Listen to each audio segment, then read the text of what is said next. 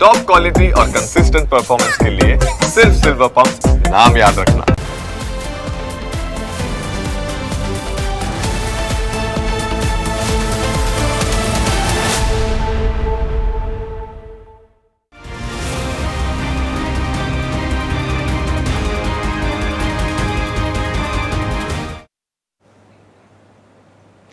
નમસ્કાર, પ્રાઇમ 9 સાથે હું છું જીગર। ઘણીવાર તમને જે જગ્યા સુરક્ષિત લાગતી હોય એ જગ્યા સૌથી અસુરક્ષિત હોય છે। ખાસ કરીને કિંમતી ઘરેણાં માટે કોઈ જગ્યા સુરક્ષિત નથી હોતી। આ વાત ફરી એકવાર સુરતમાં સાર્થક થઈ, જ્યાં પ્રાઇવેટ સેફ હાઉસના સંચાલકોએ એક બે નહીં પણ 206 તોલા સોનાની ચોરીને અંજામ આપ્યો। આખરે કેવી રીતે તેમણે ચોરી કરી, શા માટે ગ્રાહકના સોના પર તરાપ મારી, તેની આજે વિગતે વાત કરીશું। સુરતના સિંગણપોર વિસ્તારમાં આવેલું આ છે નક્ષત્ર સેફ હાઉસ। આ ખાનગી એજન્સી લોકરની સેવા આપે છે। જે રીતે બેંક દ્વારા લોકરની સેવા આપવામાં આવે છે, તેવી જ રીતે આ એજન્સી પણ માલેતુજાર પરિવારોના દાગીનાની સુરક્ષાના દાવા કરે છે। સામાન્ય રીતે અહીં લોકર એક ચાવીથી ખોલી શકાતું નથી, એટલે જો ગ્રાહક એકલો આવે તો પણ લોકર ન ખોલી શકે અને સંચાલક પોતે પણ ના ખોલી શકે। લોકર ખોલવા માટે બંનેની હાજરી હોવી જરૂરી છે। બંનેની ચાવી એકસાથે લગાવવામાં આવે તો જ લોકર ખુલે। લોકરની આવી જ સુરક્ષિત સિસ્ટમના કારણે સુરતના હજારો લોકોએ નક્ષત્ર સેફ હાઉસમાં પોતાના દાગીના મૂક્યા હતા અને આ સેફ હાઉસનું સંચાલન 3 પિતા પુત્ર કરતા હતા, જેમાં પિતાનું નામ મહેશ દિયોરા છે, જ્યારે તેના પુત્રોનું નામ હર્ષ દિયોરા અને હરિકૃષ્ણ દિયોરા છે। મહેશ દિયોરાએ આ સેફ હાઉસ શરૂ કર્યું ત્યારે તેમનો ઈરાદો કોઈનું ખોટું કરવાનું ન હતો, પરંતુ આ ઈરાદો કેવી રીતે બદલાયો અને કેવી રીતે ચોરીને અંજામ આપીને 3 પિતા પુત્રો જેલમાં ધકેલાયા, તેની હકીકત જાણશો તો તમે હેરાન રહી જશો। આ કહાણીની શરૂઆત થાય છે નક્ષત્ર સેફ હાઉસના માલિક મહેશ દિયોરા અને તેના પુત્ર હર્ષ દિયોરાના એક કાવતરાથી। માલિકનો પુત્ર હર્ષ શેર બજારમાં કરોડપતિ થવાની લાહીમાં 3 કરોડ રૂપિયા હારી ચૂક્યો હતો। માથે મસમોટું દેવું થઈ ચૂક્યું હતું। હવે દેવું થઈ જાય એટલે કોઈ પણ સામાન્ય માણસની નજર ઘરમાં રહેલા દાગીના ઉપર પડે અથવા પોતાનું ઘર ગીરો મૂકવાનો વિચાર આવે। ટૂંકમાં કહીએ તો કોઈ પણ રીતે તે દેવું ચૂકતે કરવાનું વિચારે। મહેશ દિયોરા અને તેના પુત્ર હર્ષ દિયોરાએ પણ એક પ્લાન બનાવ્યો, પણ આ પ્લાન ગ્રાહકોને છેતરવાનો હતો। પિતા પુત્રોએ મળીને પોતાના જ ગ્રાહકોની મૂડી પર ત્રાટકવાનો કારસો રચ્યો। તેમણે પોતાના બીજા પુત્ર હરિકૃષ્ણ અને એક નિષ્ણાંત લોકર બ્રેકર મણીલાલને પણ આ પ્લાનમાં સામેલ કર્યો। વર્ષ 2025માં આખો પ્લાન એક્ટિવ કરવામાં આવ્યો। નક્ષત્ર સેફ હાઉસની કુલ 4 બ્રાન્ચ છે। દરેક બ્રાન્ચમાં 600 થી 700 લોકર છે। પ્લાન પ્રમાણે છેલ્લા 1 વર્ષથી તેઓ લોકર બ્રેકર મણીલાલની મદદથી એક બાદ એક ગ્રાહકોના લોકર ખોલીને તેમાંથી સોનાના ઘરેણાંની ચોરી કરી રહ્યા હતા।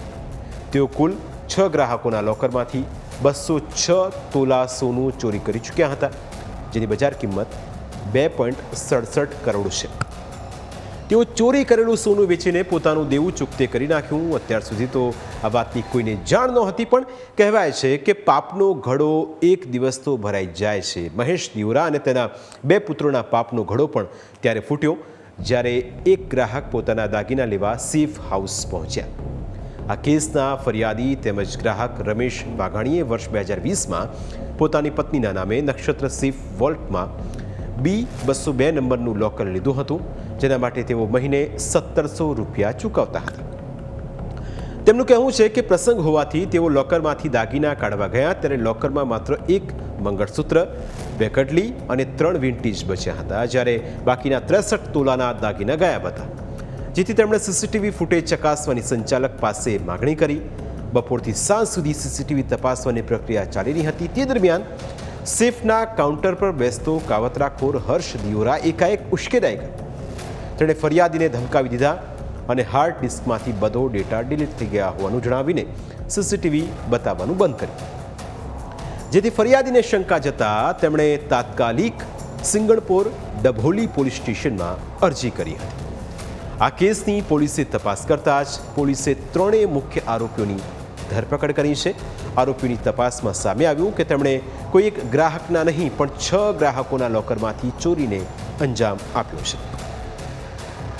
माहिती मिली तो हमने जो लॉकर के ओनर हैं जिनका नाम महेश भाई डियोरा, उनके 2 बेटे हर्ष भाई और हरिकृष्ण, उनको हमने पकड़ा और उनसे जब क्रॉस क्वेश्चन किया तो हमें पता लगा कि उन्होंने एक आदमी जिसका नाम मनीलाल है उसके साथ डुप्लीकेट चाबी बना के ये जो 6 लॉकर है उसको तोड़ा और ये 6 लॉकर में से लगभग 207 तोला जितना सामान जो है वो निकाला और चोरी किया।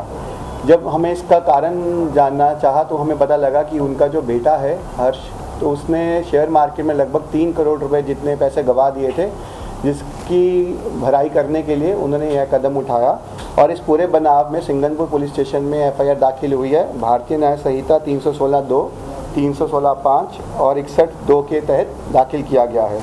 अभी तक का जितना भी सामान गायब हुआ है उसमें से 15 लाख जो है कैश हमने रिकवर कर लिया है और आगे भी इन्होंने जो सामान चोरी करके किसी सोनी को दिया है उनके साथ भी पूछपरछ जारी है और पुलिस की कोशिश रहेगी ज़्यादा से ज़्यादा सामान रिकवर किया जाए और आगे की तपास अभी चल रही है।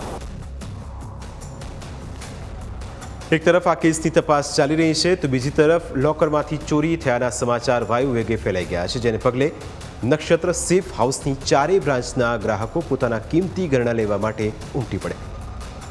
સિંગણપુર અને વરાછા સહિત 4 બ્રાન્ચમાં ગ્રાહકોની ભીડ જોવા મળી। પોતાના વર્ષોની કમાણીના દાગીના અને કિંમતી સામાન સુરક્ષિત છે કે નહીં તે ચકાસવા માટે લોકો ચાવીઓ લઈને સેફ વોલ્ટ પર પહોંચ્યા। ઘણા ગ્રાહકો પોતાના દાગીના લઈને જ નીકળી ગયા કારણ કે નક્ષત્ર સેફ હાઉસ હવે તેમને અનસેફ લાગી રહ્યું છે।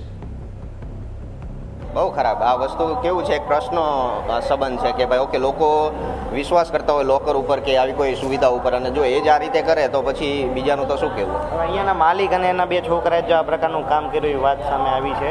લોકોનું કરોડો રૂપિયાનું સોનું નીકળી ગયું છે અહીંયાથી। હવે બીજા સેફના સંચાલકો પર વિશ્વાસ રહે ખરો? ના રહે, કોઈ દિવસ ના આ રહે। લોકો પર શું કાર્યવાહી થવી જોઈએ? હું તો એવું કહું કે જે લોકોના પૈસા ગયા છે એને પહેલાં તો પરત મળે અને આ લોકો એને ઇન્સાફી મળે અને આ લોકો સામે કડકમાં કડક કાર્યવાહી થાય, કેમ કે આ એક કેવું છે કે વિશ્વાસનો સંબંધ છે અને જો એ તૂટી જાય તો પછી આમાં કંઈ થાય નહીં બીજું। મહત્વનું છે કે સુરતમાં સિંગણપુરથી લઈને સરથાણા સુધીના વિસ્તારમાં અનેક સેફ હાઉસ આવેલા છે। બેંકમાં જે પ્રકારે લોકર હોય તે પ્રકારે પ્રાઇવેટ સેફ હાઉસ હોય છે, જેમાં નાના લોકરોથી લઈને મોટા લોકરો હોય છે। 1200થી 1300 રૂપિયાના વર્ષ દિવસના ભાડાથી આ લોકરની શરૂઆત થાય છે। મોટા લોકરનું વર્ષનું ભાડું 20થી 30,000 સુધી પણ હોય છે। બેંકમાં લોકરની પ્રોસેસ લાંબી હોય છે અને તેમાંથી કોઈ વસ્તુ કાઢવાની હોય ત્યારે થોડો સમય વધુ લાગે છે, જ્યારે ખાનગી લોકરમાં પ્રોસેસ થોડી સરળ હોય છે। પૈસાદાર લોકો આ લોકરનો મોટા પ્રમાણમાં ઉપયોગ કરે છે। વરાસા મિની બજાર અને મૈધરપુરાના હીરા બજાર ખાતે ઘણા સેફ હાઉસ આવેલા છે। તેનો ઉપયોગ હીરા વેપારીઓ કરે છે। આ લોકરની અંદર હીરા વેપારીઓ પોતાના હીરા અને રોકડ રકમ રાખતા હોય છે, કારણ કે હીરાનો જથ્થો તે ઘરે લઈ જઈ શકે તેમ નથી હોતા અને જ્યારે પણ જોઈએ ત્યારે આ લોકરમાંથી સરળતાથી મળી જાય છે। પરંતુ જ્યાં લોકોને પોતાના ઘરના સેફ લાગતા હતા તે જ સેફ હાઉસ હવે અનસેફ લાગી રહ્યા છે।